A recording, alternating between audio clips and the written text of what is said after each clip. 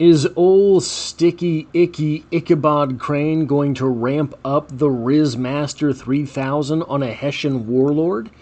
Well, maybe that's too much to ask, but we will have to wait and see. Welcome to Strip Coverlet, where we squeeze the bigger picture out of literature. I'm Adrian Ford, and we are here for part 2 of an 8 or 9 part read-along, I can't quite remember, for The Legend of Sleepy Hollow by Washington Irving. This video will be in 2 different playlists here on the channel. Number 1 being the Sleepy Hollow read-along playlist. Number 2 being the Classic Haunts playlist, a playlist dedicated to October 2025 in the lead-up to Halloween itself. We're reading some of the classic scary stories on the channel. This video will have 3 separate parts: a So What Happened recap of these 10 paragraphs, a literary criticism section where we talk about the literary goings-on, and there's some fun historical stuff to contemplate here, and then the Writer's Corner section of this video. So, what happened? Well, we hear a little bit about Ichabod Crane, the teacher, the businessman, the rake? Maybe. Turns out old Icky Crane might be a hussy chasing a Hessian. Also, he likes to indulge in scary stories. Also, these 2 things might be a little bit the same, as he seems to be mystified by the females around him, but still very interested. We get this. Among the musical disciples who assembled one evening in each week to receive his instructions in psalmody was Katrina Van Tassel, the daughter and only child of a substantial Dutch farmer. I don't know what this guy was doing farming Dutch, but whatever. She was a blossoming lass of fresh 18, plump as a partridge, ripe and melting and rosy-cheeked as one of her father's peaches, and universally famed not merely for her beauty but her vast expectations. She was, withal, a little of a coquette, as might be perceived even in her dress, which was a mixture of ancient and modern fashions.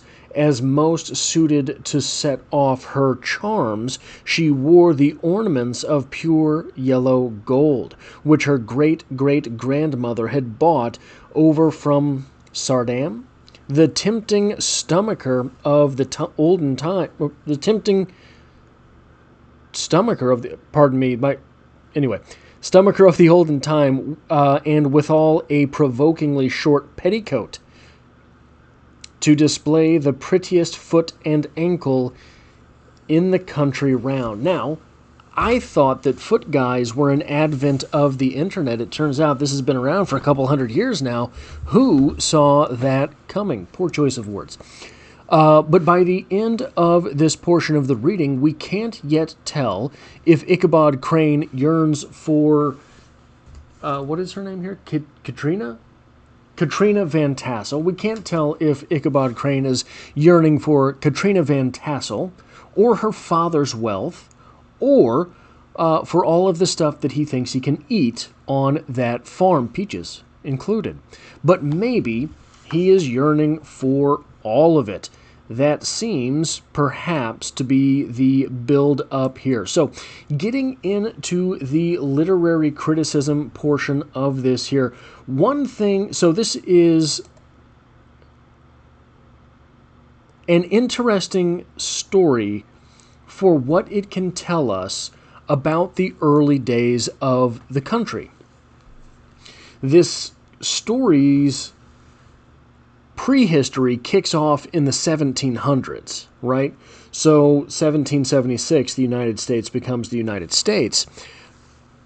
To still be in the 1700s when this story kicks off implies very rudimentary Americana going on. And one of those things is that this is an era of pre-public education.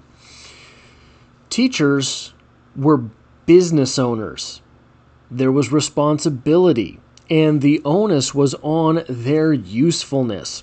Could Timmy outlearn his value as a farmhand in your classroom? And if not, you lose a customer. Something very interesting to note here, because this was an enterprise, not a career, right? This was a business, not a vocation. So very different type of mindset. Now, I'm not going to come on here and down talk all teachers, right? But you and I both had those teachers who certainly they were there for the paycheck. Certainly they knew that their pension would get bigger if they stuck around a couple more years. You and I both had those teachers, and that could not be the case here. You want to go out of business? That's fine. But Ichabod Crane is also talked about in that he is having to pick up odd jobs around the community. This, we are told earlier on that this is a pretty small settlement, right? Pretty small place. So there's not all that many kids. Now, luckily for the schoolmaster, all the kids have to go to the same classroom. All the kids are, regardless of grade, there. So it is just a different mindset for teaching. It is a different, so if you were a parent back then, you needed help on the farm, and your kid was probably going to be a farmer anyway, was probably going to inherit your farm anyway, so the education that he or she needed for life was better taken on the farm, because that's, it was on-the-job training, right? So you had to provide something to that child in that classroom which would replace in their life the value that they would get from learning applicable skills, but also the value towards the family for having Timmy on the farm baling hay, for having Timmy on the farm picking the fruit. So a very interesting thing to note there. I just think, I don't know how much of that works into the actual literary criticism section of this, but I think that the context there is very useful, very interesting moving forward in this story. Now, I want to talk about this paragraph. The schoolmaster is generally a man of some importance in the female circle of a rural neighborhood, being considered a kind of idle, gentlemanlike personage, of vastly superior taste and accomplishments to the rough country swains, and, indeed, inferior in learning only to the person. His appearance, therefore, is apt to occasion some little stir at the tea-table of a farmhouse, and the addition of supernumerary dish of cakes or sweetmeats, or, peradventure, the parade of a silver teapot. Our man of letters, therefore, was peculiarly happy in the smiles of all the country damsels, how he would figure among them in the churchyard between services on Sundays, gathering grapes for them from the wild vines that overran the surrounding trees, reciting for their amusement all of the epitaphs on the tombstones, or sauntering with the whole bevy of them along the banks of the adjacent mill pond, while the more bashful country bumpkins hung sheepishly back, envying his superior elegance and address. Playboy Ichabod Crane. Women are still attracted to quiet overthinkers, right? Is that a thing still? But it is funny because we get this point and the next point here, we get more of the commentary, possibly the commentary of the age, possibly just the commentary of Irving, on women. He is setting women up to like the intellectual, the teacher, the school teacher. He has painted a portrait of Ichabod Crane that is perhaps not particularly compelling as an attractive guy, but I think that if we're talking about the internet bringing about foot guys, there is also the phenomenon of skinny white guys, right? There is a phenomenon online of women talking about the skinny white boy. And whatever that means, right? Maybe Ichabod Crane is gallivanting about in gray sweatpants, we don't know. But this idea of the women being particularly taken by the intellectual, by the sort of... We don't get a picture of him particularly as snooty, but he is certainly out of place, it seems, in this town of Sleepy Hollow. And the next thing, I think, the next point here plays sort of directly into that, because it's talking about witchcraft. Irving mentions the History of New England Witchcraft by Cotton Mather. Now, this is a book on witchcraft by Cotton Mather. It is on New England. I believe, for whatever reason, this title might be out of use. He wrote a couple books, from what I can find, on witchcraft. I believe that this is what is, or was at one time, the title of that book, the cover of that book. But we also get another title. So, but first, a little bit of story on Cotton Mather. Born in 1663, died in 1728. He was a Puritan clergyman and author of colonial New England, who wrote extensively on theological, historical, and scientific subjects after being educated at Harvard College. So Harvard goes all the way back then, right? This guy died in 1728 and was educated at Harvard. After being educated at Harvard, he joined his father Increase as minister of Congregationalist Old North Meeting House in Boston, then part of the Massachusetts Bay Colony, where he preached for the rest of his life. He had been referred to as the first American evangelical. And a summary of a book that has gone under the title Memorable Providences Relating to Witchcraft and Possessions. This may or may not be that same book that he was talking about in The Legend of Sleepy Hollow. Memorable Providences Relating to Witchcrafts and Possessions is a book written by the influential Puritan minister Cotton Mather, first published in Boston in 1689. This work detailed a specific case of supposed witchcraft in Boston and helped stoke the hysteria that would later fuel the Salem witch trials of 1692. So you have this pointing to that text, this story pointing to that text. I do have the question, do all women go through a witch phase? A phase in their young adulthood, in their teen years, where they are absolutely convinced that they are a witch? Do all of them go through that? Do all of you go through that? Or just the women that I have been fortunate enough to date? But it does seem, I think, that the same way that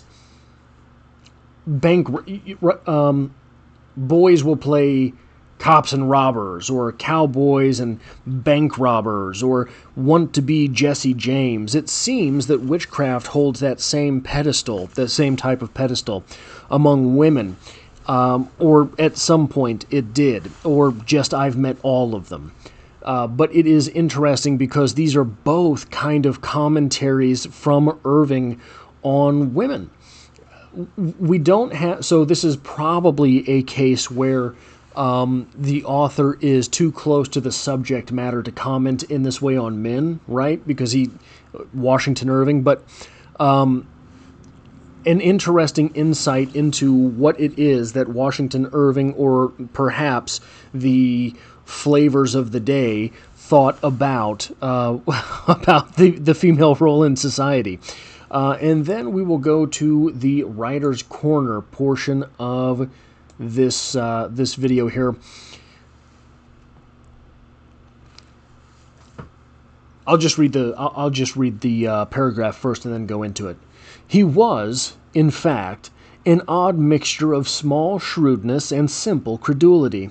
His appetite for the marvelous and his powers of digesting it were equally extraordinary, and both had been increased by his residence in this spellbound region. No tale was too gross or monstrous for his capacious swallow. It was often his delight, after his school was dismissed in the afternoon, to stretch himself on the rich bed of clover bordering the little brook that had whimpered by his schoolhouse, and there con over old Mather's direful tales, until the gathering dusk of evening made the printed page a mere mist before his eyes. Then, as he wended his way by swamp and stream and awful woodland to the farmhouse where he happened to be quartered, every sound of nature at that witching hour fluttered his excited imagination.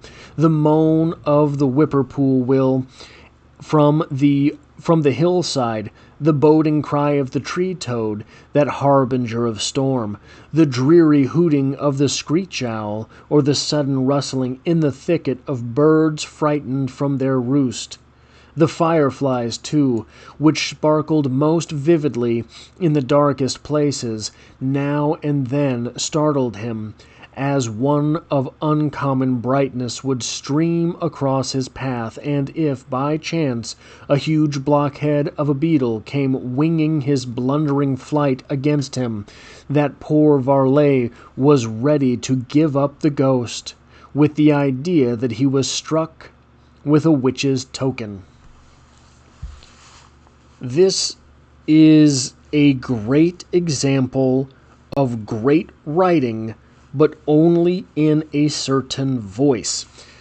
This exhibits the power of knowing your own voice.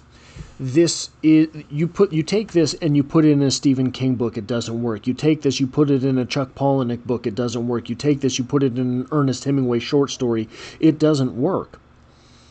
It works in this story because it is couched in a whole lot of language that approaches this. But golly, it isn't this pretty. The rest of the story that we've had so far is not this pretty.